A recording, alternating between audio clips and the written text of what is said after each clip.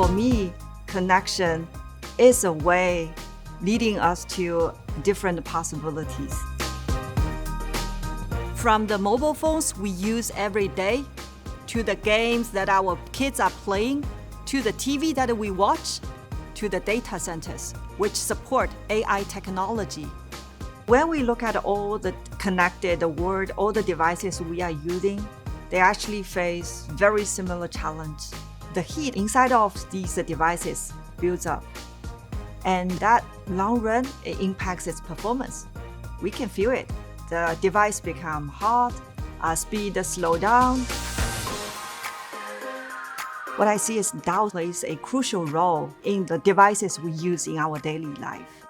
Our solution is thermal management and cooling technology. It dissipates heat much quicker than traditional cooling solutions. DAO solution reduces the energy needed when it's operating. It also cuts CO2 emission and minimizes the water usage compared with conventional cooling systems. I'm originally from Shanghai, China, so I particularly cherish the time that I can connect with my parents, my close friends. They are still in Shanghai. My daughter also, she really misses her grandparents. We use quite a lot our mobile phone, our tablet, have a video call. I feel lucky. We don't feel the distance. We feel always connected here. We are redefining the boundary of what's possible. It's about innovation.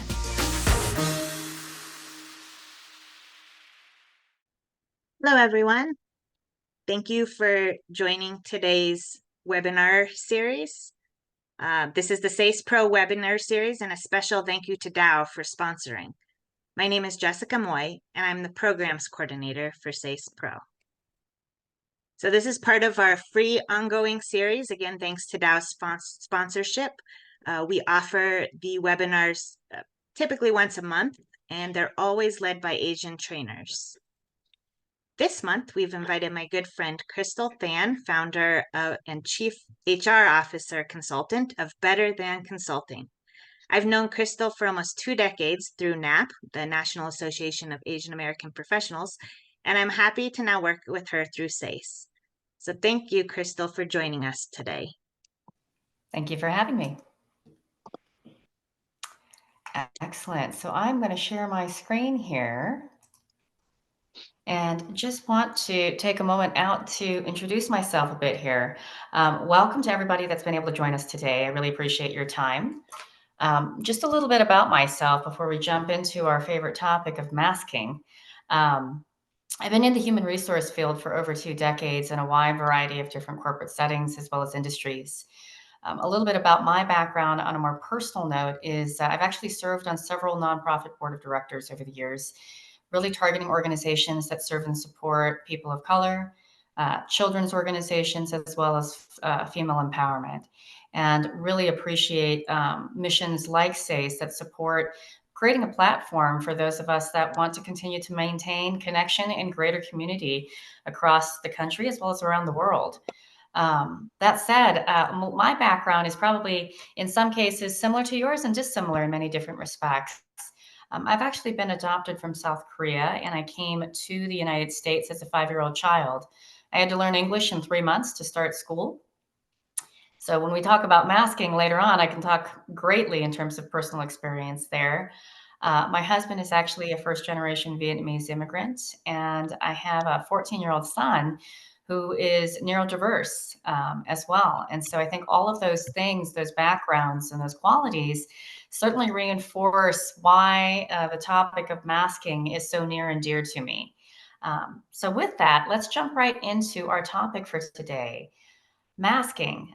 What is masking? I would like to just point out that a lot of times if you're going online, if you're Googling, if you've been on different platforms out there and you're looking up different videos, sometimes there's different short clips out there, places like TikTok and otherwise, folks may have a misperception or misconception around what masking is, and they may attribute it solely or dedicated specifically to the neurodiverse or autism community. I'm here to share with all of you that masking, in fact, is a part of all of our lives, irrespective of being neurodiverse. But a lot of folks may not know that half of the entire workforce out there in the entire world is neurodiverse on some level. Neurodiversity is not solely based in the camp of being on the spectrum of autism. It also comes in the form of ADD, ADHD, dyslexia, a whole host of different things, OCD, which I probably have to a degree as well. There's a lot of things that come out in masking that really shape and inform a lot of our behavior and our interactions out there at work. So when I think about those sort of three things that it greatly influences, these are those three things. It's behavior, the things that we do depending on our environment. It becomes mental armor, and there's layers to that as well. So we're going to explore much of that in today's presentation. Beyond all of that, there's also the physical presentation that we give to our audience out there. And yes, we live in the technology of 2D video technology and a number of other platforms out there, but this can also be affected in our masking behavior. That said, I'm going to go through 5 key areas in our presentation for today that really explore how masking shows up in the form of cultural adaptation, gender expression, workplace dynamics, as well as our individual professional roles. Masking affects greatly a whole host of different items out there in these particular categories. So with respect to cultural adaptation, people that have diverse backgrounds out there are going to be found in every work environment. What ends up happening a lot of times when it comes to masking as it relates to cultural adaptation is we may choose to suppress or mask some of our individual cultural backgrounds in the event that we decide or determine that it is too dissimilar or not as related to maybe the majority of what's represented in the workplace from a cultural perspective. So how does that show up? Many of you on the call today may have found that using a different name has been something that you've used, not just in work, but sometimes at school. I will tell you that my Korean name is one of those things as well. We're going to explore that in terms of examples. Sometimes our legal name may be replaced and swapped out with a name that we feel is more socially acceptable or culturally acceptable in the environment that we're navigating. Sometimes, again, the way we dress, the way we show up to work in terms of hair and makeup, things of that nature might get affected. Our language and behavior at work from a cultural perspective get affected. And then potentially even withholding specific cultural events that we celebrate at home might not be as readily shared in the work environment. So what are those examples like? Just to put myself out there personally, my Korean name is Mikyung. It's not Krystal. But when I came to the United States and was adopted, my adopted parents decided to select a name that they felt was going to be easier to pronounce or even spell, quite frankly, at school. And so many of you on the call may have experienced a version of that, where your ethnic name may have been more difficult or challenging to assimilate into school or work. And so you may choose in a preferred name. We have the preferred name section in ATS systems these days when we're applying for work. And we may have a nickname or just a name in general that we feel is going to be a little bit easier for our colleagues to use when it comes to our day-to-day communication. The way we dress, depending on the organization that we're at.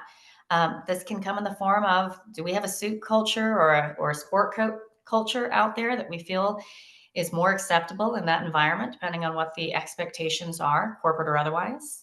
Are we in startup companies and technology, and hoodies and flip-flops and t-shirts are more expected when you show up to work or on screen? And then there's the adage of whether or not we wear heels, sneakers, or flip-flops. Again, there's a number of different things that show up. And sometimes these things are unconscious. We just see other people around us acting, behaving, and dressing in the way they do, and we start doing the same things to mirror and complement that environment. That said, and when it comes to language and behavior, that can come in the form of things as table stakes as eye contact. Eye contact for some of our Asian cultures out there is sometimes a challenge. We are raised in environments around whether or not we feel that having eye contact is a sign of respect, or whether or not taking our eyes away when we're speaking is a sign of respect. Those things can sometimes be a challenge if we behave differently at home versus at work. Smiling and nodding tend to happen a lot at work. And that can be just because we're trying to let the individuals know that as we're hearing them speak or as we are interacting in a meeting, that we're acknowledging that we're engaged. But we may be sending mixed signals when it comes to whether or not we are engaged versus whether or not we understand the content that's being shared. Sometimes we may even adjust the way we speak in terms of our enunciation and pronunciation. We may decide to speak in particular ways that try to eliminate or reduce how prevalent accents may show up at work. And we do that to ensure that we're heard, understood. And again, maybe we feel it fits in a little bit more. I've seen that happen, quite frankly, often at work, not just within the Asian populations of staff out there, but with many different ethnic and cultural backgrounds that show up at work. Some of the things that we may withhold depending on what's popular. Being in the human resource realm, we have lots of different cultures that we try to celebrate, especially in multicultural and diverse environments out there. And we try to honor the fact that Christmas might not be the only holiday that folks celebrate during the sort of fourth quarter. So we try to hold up whether or not folks celebrate things like Lunar New Year or Kwanzaa or Hanukkah, things like that. We may have opportunity to share those things, but if we feel that they won't be as socially acceptable, we may suppress or just decide to withhold the fact that we're celebrating the Lunar New Year that year with work. Those are all forms of cultural adaptation or masking that show up in a professional setting or social setting, depending on what we feel is the norm out there. I think these things start as early as being on the playground at school. We really try to fit in. We want to ensure that we feel like we belong in that environment. And a lot of times that shows up in these types of examples.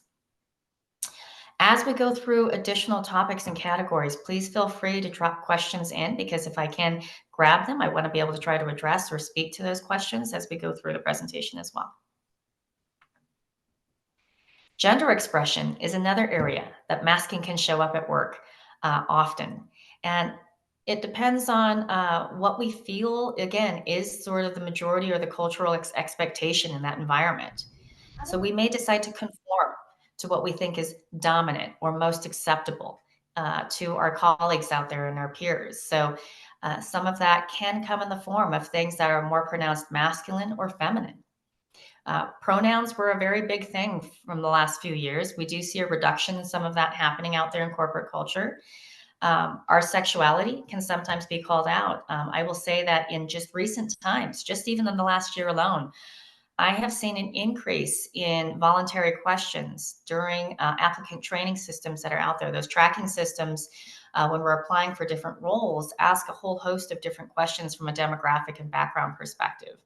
One of the questions that I have seen pop up a little bit more frequently has been sexuality. While this is a voluntary question, some folks may decide to suppress whether or not they feel comfortable sharing what that is. Regardless if you're heterosexual, homosexual, non-binary, a number of different categories out there. And again, these are voluntary questions. And so you don't have to answer those questions, but companies may choose to guide and inform programming, communication, or different other programs out there to ensure that they're trying to create an inclusive environment that honors everybody's different identities. Gender expression can also show up with clothing.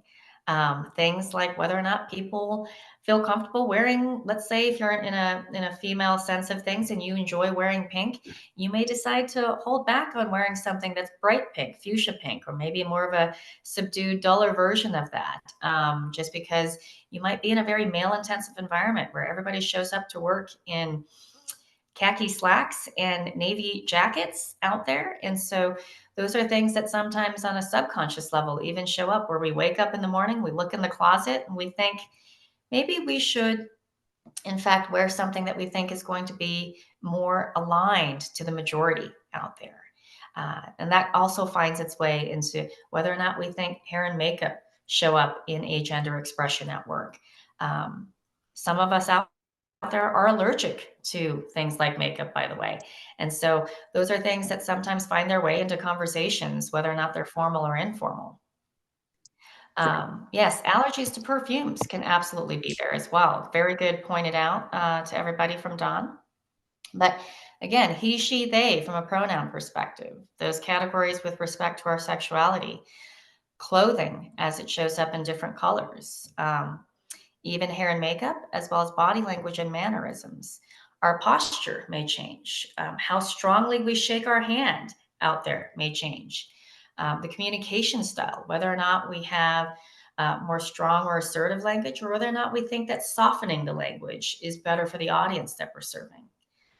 It even shows up, quite frankly, in the form of how we resolve conflict, which happens on a daily, regular basis in the work environment. Do we engage in trying to reconcile our differences and conflicts out there? Or do we get really competitive with being right and feeling like we're going to win and have the last word in? Those things can also show up at work with respect to gender expression at work.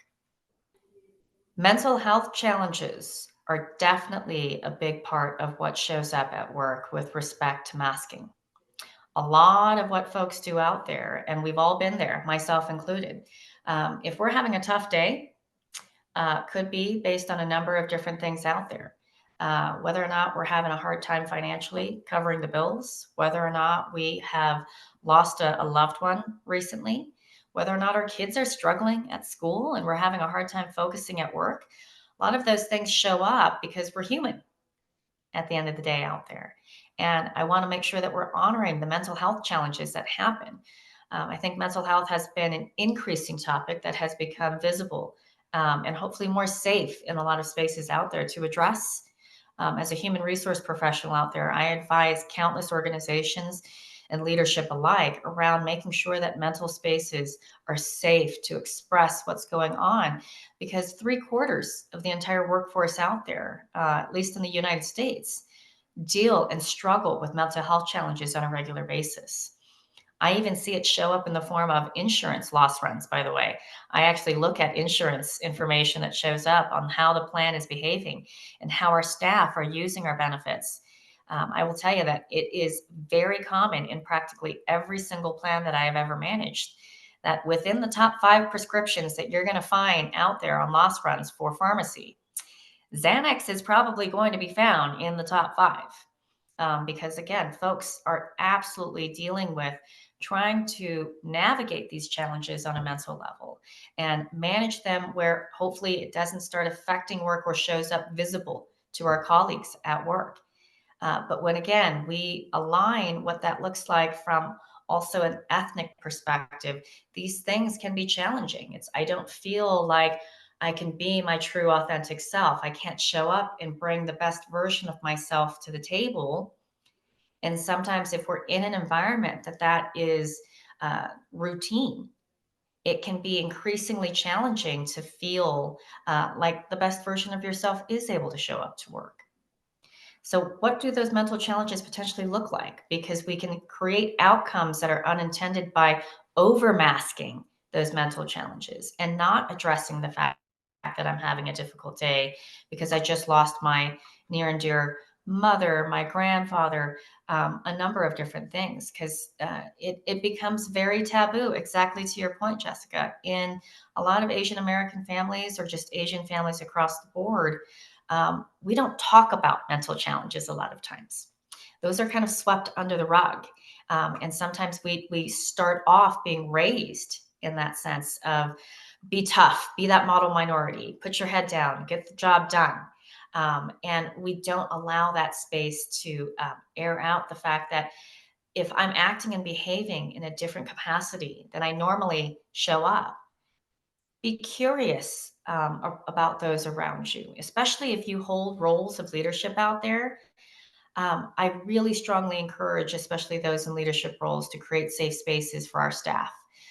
Because, especially to Jessica's point, if we've been raised or in home environments that don't address those mental concerns, at some point, bottling those up compounds and increases the anxiety levels, increases the level of burnout for our folks, as well as the rate of depression.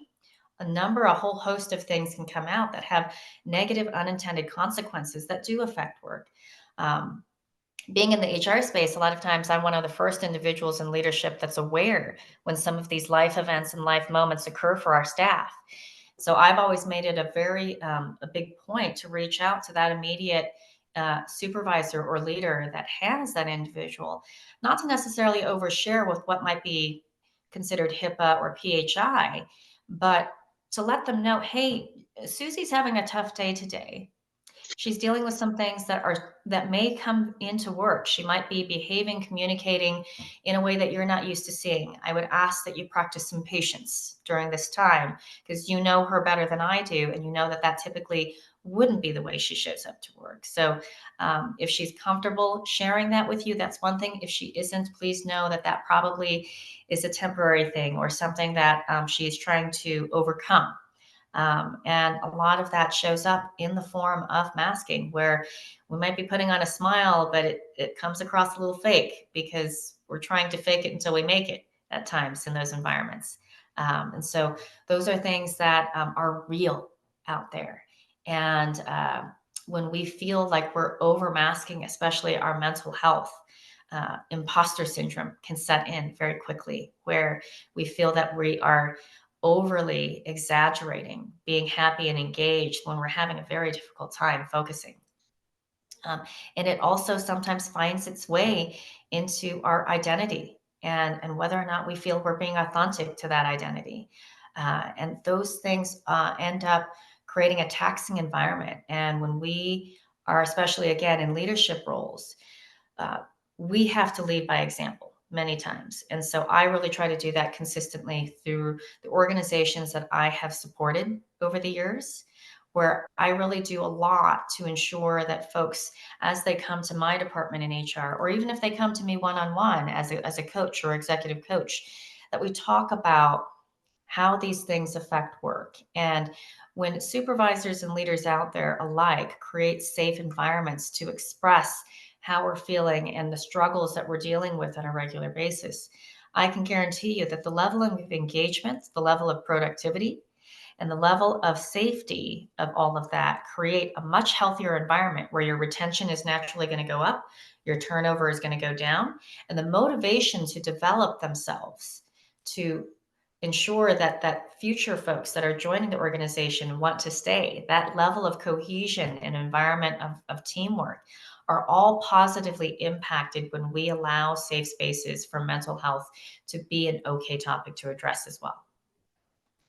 Workplace dynamics is a natural segue to all of that because, again, it does affect how we interact at work. So, a lot of times, employees can often mask their feelings, opinions about what's going on with work or around work. These things can show up in the form of everything from what's culturally happening within the organization to things like politics that we're probably hearing lots about these days for a wide variety of reasons. And these things in terms of workplace dynamics affect our behavior. And so these things aren't just limited to suppressing dissenting views, showing enthusiasm for something that we're really not that engaged in, right? Sometimes that can happen. If we feel we're in the minority of not being so engaged with respect to a new project or an idea that's being rolled out, we can sometimes hold back material feedback if we think that, let's say, the idea is being shared by somebody very influential, politically fused to the organization. And so we may fear holding back and not presenting our authentic feelings or questions, or agreeing with things that might be unrealistic, like the goals or the deadlines that are expected out of the initiatives that are being rolled out. So, what are some examples of those, right? Suppressing dissenting views. CFOs and CEOs tend to be a lot of times key decision makers in the C suite. They're often managing numbers, as everybody knows on the call here. And so sometimes it may come across to folks outside of those respective roles that the expectation is to deliver a particular profitability or productivity are unrealistic. And we may choose to be a little bit quieter in that because it happens to come from an individual that has that fancy title attached to it. Showing enthusiasm when we're actually disengaged. I can actually speak to a specific example. I've actually been in organizations where they are doing whole system launches, overhauls, or revamps of particular platforms that the organization is using. And we've had in those environments at times, organizations can select systems in terms of the time for implementation, or even what they're selecting from a platform perspective. And there are those of us out there that probably have experienced this at some point in our careers as well, where we're looking at that system, we're researching it even on our own, and we're looking at what is being asked of that particular implementation. And we may sit there and say, I don't know, but it could be that the system or the rollout implementation timeline is unrealistic. It may not, in fact, do everything that we hope it to do. A lot of times, system implementations can come in the form of wanting to create efficiency through consolidating different platforms that have been used. It sounds like, can folks still hear out there? There was a question, Jessica? Yes, I think it was just a one-off. Okay, gotcha. So we can, in fact, show enthusiasm when we think that the system is not going to work really well, or that a system may present itself, or a platform may present itself as being all in one. HR systems are classically geared to that. They'll sit there and say that they're a great ATS system, they're a great payroll system, they're a great onboarding system, they're a great training system. But in my 24 years, I will tell you that I have never ran across a single HR system that does excellent job on all of those functions across the board. A lot of times those ATS functions for recruiting end up suffering. And we really try to ensure that we are elevating those concerns to key leadership that are making decisions like that. But sometimes we may, again, choose to mask those feelings because we feel like we're too far down the line in an implementation, or we've already signed across the board that we're going to move forward with the system because we've already invested X amount of dollars or X amount of hours into the implementation. And so are we visiting those things? When we hold back feedback because we feel like the decision is politically charged, right? I've definitely been in those environments myself, where at times key leadership that are very influential can sometimes decide, well, we're going to partner with this vendor. I can actually remember distinctly, I had a particular executive that I worked with in the past who wanted to change the insurance brokers that we were working with. And when we actually went through the RFP process, we found that that broker was actually going to be 20% more expensive than an additional broker that had submitted a competing RFP. But because this particular broker that had the more expensive price tag attached to it happened to be the neighbor of that influential executive, in fact, walked their dogs together on a regular basis every week, that was why it was being pushed so hard. I had to actually push back quite a bit, even though others in the room shared pretty much my exact opinion about that cost. And we're too afraid, and we're masking enthusiasm behind that relationship in the meeting. But then receiving feedback to them from them after the meeting of why would we spend $40,000 more in broker fees if we're not going to get anything different or better than the competing one that is more affordable for us. And we're trying to save dollars and cents, especially in the economy that we were dealing with at the time. I will tell you that that is such a common thing that happens at work from a masking perspective.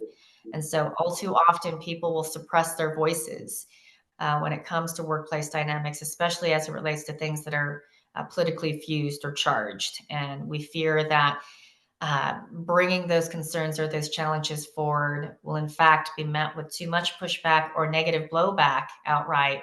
And so our risk tolerance to bring our voice to the table ends up getting muted, and instead we replace it with that masking, which ultimately then finds its way into our individual roles. Masking is going to be tied a lot of times to the roles and functions that we serve out there. It doesn't matter what role or function we actually serve. It is affecting every single one of us out there at work. And so when we think about what that is, absolutely, you'll find that this affects everyone from top down and from bottom up. These are just an offering of some of those functions that classically find themselves in masking. And so when we're talking to the audience, the broad audience that's on the call today, I am sure that you probably have served in one, if not multiple, functions in these professional capacities that we've laid out today. So, what could that look like? I find that folks that are in service or public facing roles, like teachers, healthcare workers, customer service facing roles, we have practically every single company out there that has those functions with formal training that really speaks to, hey, we need you to be calm and composed and happy all the time. And so those things can find their way into masking if we've got an upset person on the other side and we're smiling through it, grinning through it, right? Functionally, we're expected to deliver our roles in that fashion. Executives, again, may be asked to smile and grit through a very difficult message as things end up getting forward and being announced out there through the organization. So a tough message may need to be delivered, but we need to ensure that folks can focus on the things that we can control, which is how we react and respond to things like change. Creativity also can, in fact, get stifled if ideas are being muted and they're too, quote unquote, out of the box. And those things can end up in the form of masking as well, where we may suppress what may be viewed as radical new ideas out there. And so folks that have that sort of creative bug in them are pioneers sometimes in their fields or their functions, may choose to slow down some of those ideas because they come across a little too different or dissimilar to what is more popular or understood.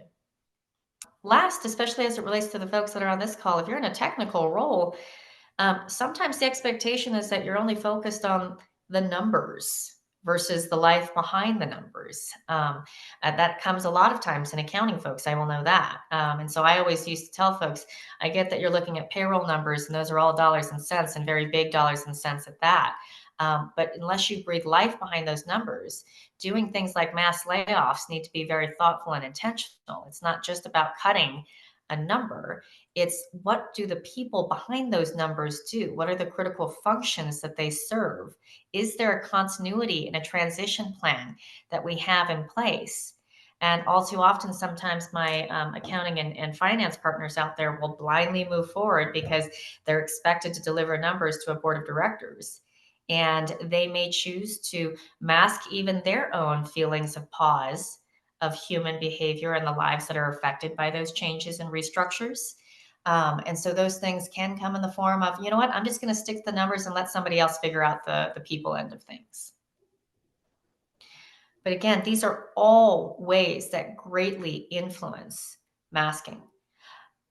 Today's session, today's topic around masking at work has nothing to do with eliminating masking, by the way. It is about self-awareness because there are benefits as well as cautions that I would extend to all of you when it comes to understanding how to navigate masking. There are benefits that greatly support us being able to calibrate our biases and our own blind spots by pausing and listing the power of pause. The power of pause allows us to hear other voices at the table, different perspectives of how to approach solving things at work, learning new ways of actually working entirely. But that self-awareness and awareness of others has everything to do with ensuring that we're creating and reinforcing inclusive environments and being mindful. Absolutely, Paul. Great point out there. Mindfulness training is absolutely a part of what can support the healthy version of masking at work. And making sure that folks understand how to reinforce a supportive environment, one that's mentally safe for everybody. The cautions of overmasking.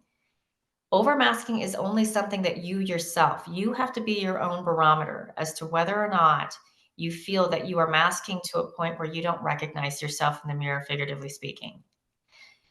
If you're overmasking, those caution points earlier in our presentation that we talked about when it comes to an identity crisis, when it comes to burnout, those things will ultimately and naturally come to the forefront of how your mental health is doing in the event that you've ventured maybe too far off into the masking world. And so that will end up creating things like imposter syndrome, You may have more shallow connections with your colleagues because you're masking so much that you don't feel like you're presenting an authentic version of yourself. And so people don't really get a chance to get to know the real you, quote unquote, right? All of these things are things that I really ask and enlist all of you to consider as you move forward and navigate. All too often, these are things that I actually help coach because I actually do provide coaching and career service support to a number of different clients out there.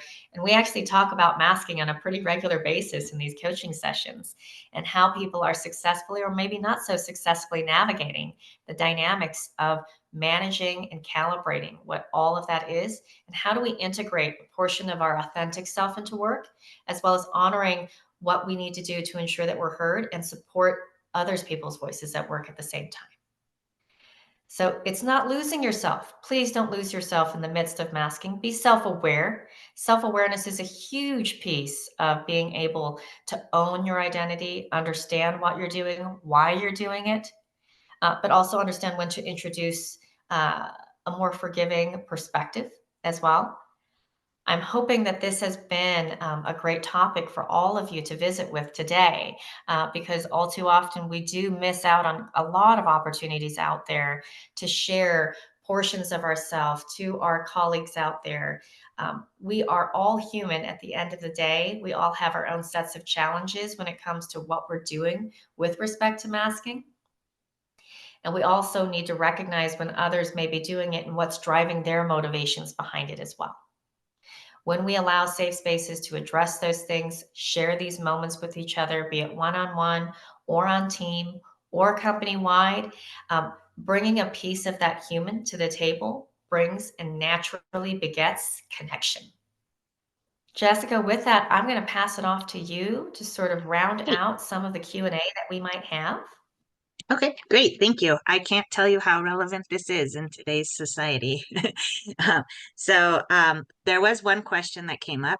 In light of the current political environment, do you think that Asian American professionals would begin to mask more? In the event of, sorry, say that one more time. The political environment. Do you think that Asian Americans will begin to mask more?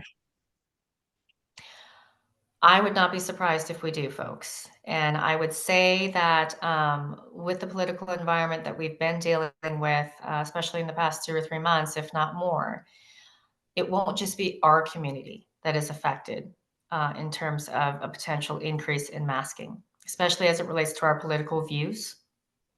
I would say that many different communities out there may start seeing or behaving in a way that maybe you haven't been noticing in the past at a higher clip.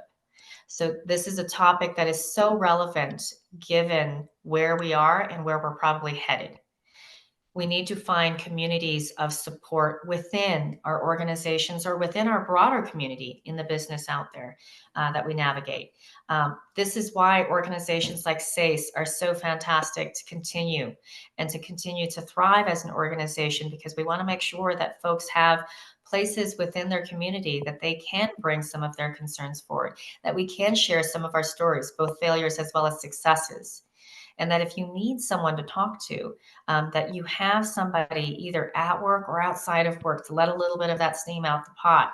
It's not good to continue to bottle all of those things up, as I mentioned earlier in the presentation. These are things that do need to be addressed one way or the other. But I do know that there is definitely a degree of that playing a role, and again, maybe playing an increasing role, at least in the more immediate future, as we see things start to pop up in the news and the media out there. Thank you. Were there any questions that I missed? Here's another one that just came in. Did we go over some other ways or techniques that we can overcome masking? Overcoming masking is going to be something that you want to, again, regulate. So when we think about overmasking, if that's a term, right?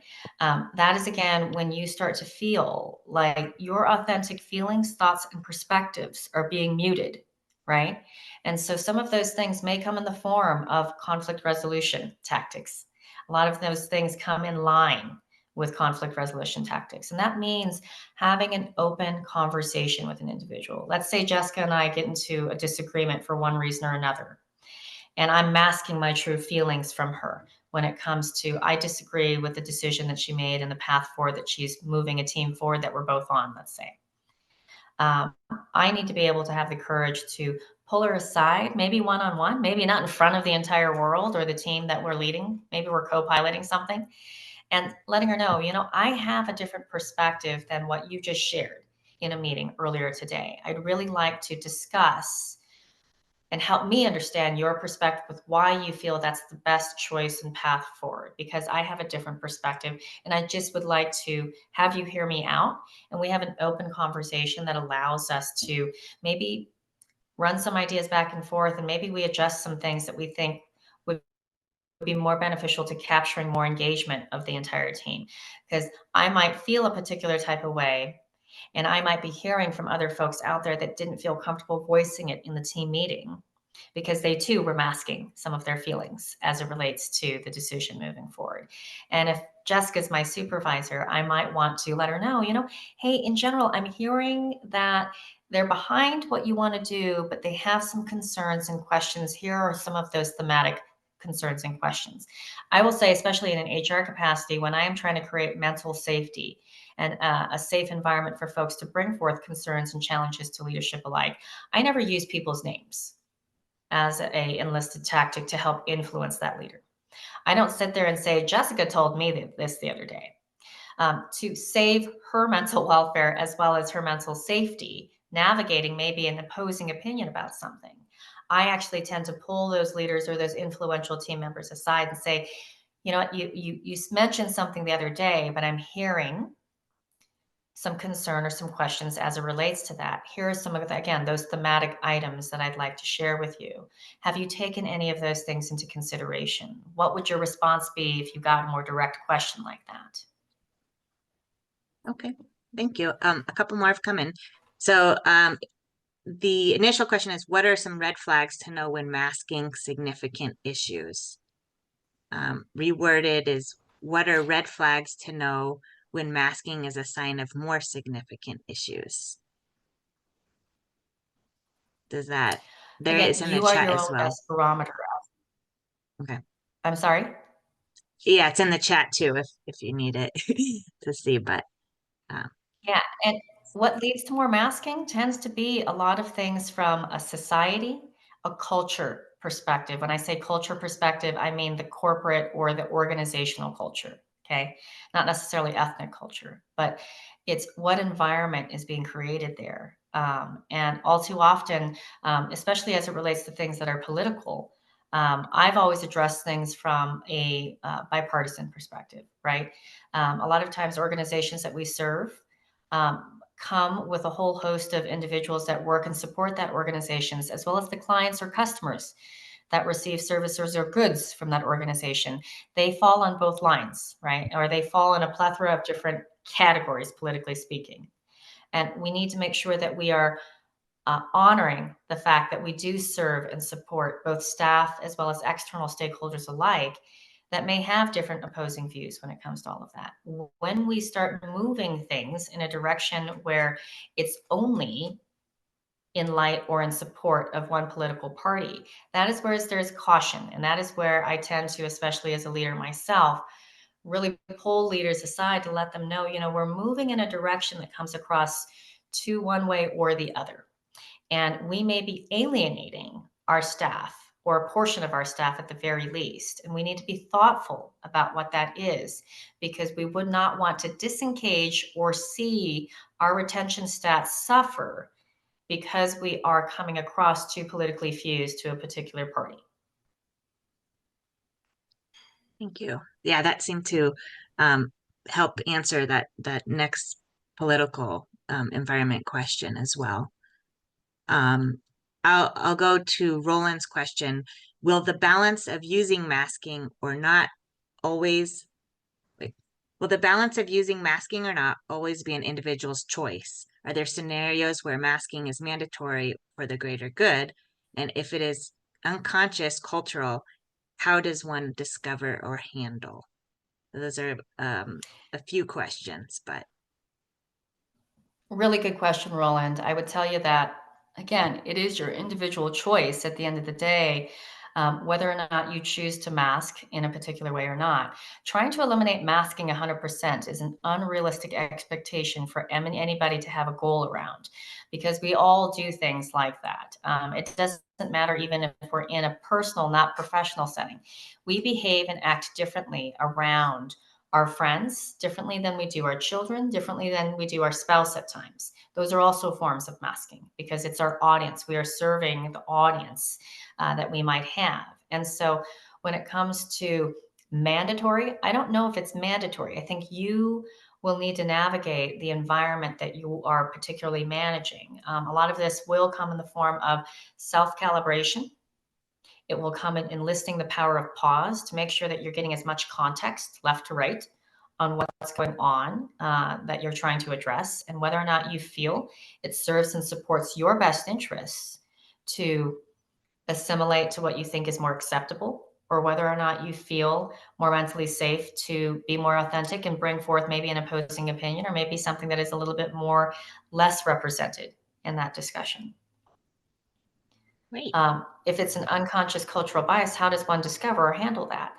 That is why things like unconscious bias tend to be a hot topic in training and onboarding, is because, to your point, a lot of folks don't recognize, they don't have that self-awareness that these things and these qualities come out in work. That's why a lot of HR departments may be enlisted for that type of support, to support teams if they're finding that that is coming out in the form of people feeling less than safe at work, or feeling that biases are finding their way into creating too much conflict within a team.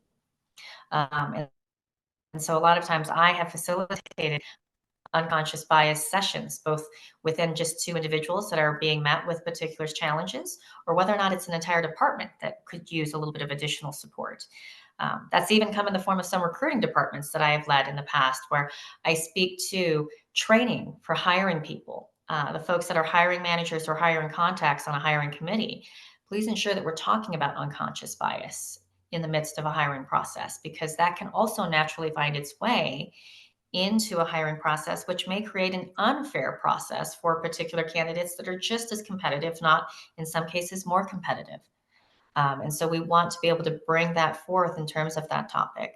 A lot of my coaching clients alike that I've dealt with over the years, both executive all the way through frontline leadership, my clients really try to uncover and unpack what those unconscious biases could be, cultural or otherwise. And we start talking through the things that probably shaped and informed where those biases came from. Because a lot of times those unconscious biases actually don't even come from work. They start at home. They start at an earlier time. A lot of times our biases are shaped and informed by just a few handful of interactions, moments, or experiences. And a lot of those times, those are below the age of college. And so we really talk about treating the whole human when it comes to that. You were someone before you started working at that organization. And sometimes those things find themselves at work as well. And then there's a compounding cumulative effect of where those things come into play. And so that's why career coaches, executive coaches, and coaching, generally speaking, finds its way into a lot of job descriptions out there as far as qualifications for leadership. Is, do you have coaching ability to support staff? Because a lot of times people need that level of support on a consistent basis to recognize when these biases come into the picture. Yeah. Thank you, Krystal. It's fascinating to think of how complicated it is with all of the different dynamics and where maskings originate, and everyone having unique mask on. So I do see there's another question about resources. If you do have some and your contact information, I will be sending a follow-up email to everybody with this recording sometime this week or early next. So in that, I will also list out if Krystal does offer any other resources. And then if Krystal, if you don't mind, I can put your LinkedIn information if people want to reach out more for your own specific consulting and HR expertise. So I'm Absolutely. gonna, I would welcome everybody to come and connect with me. yeah, it looks like someone's saying, are you taking clients? So I am taking clients. So believe it or not, I welcome getting to know as many different folks across our amazing country here. And I have clients that do span all 4 time zones. yeah, thanks. So I'm gonna take over screen share and ask for the poll before we go into the next part. So let me pull up the poll really quick. And it's the same poll for your feedback of this particular webinar. Make sure you scroll down. There's going to be 3 questions. And if you could answer each one of those, I'll be sharing the information with the presenter. And I will go ahead and stop the recording.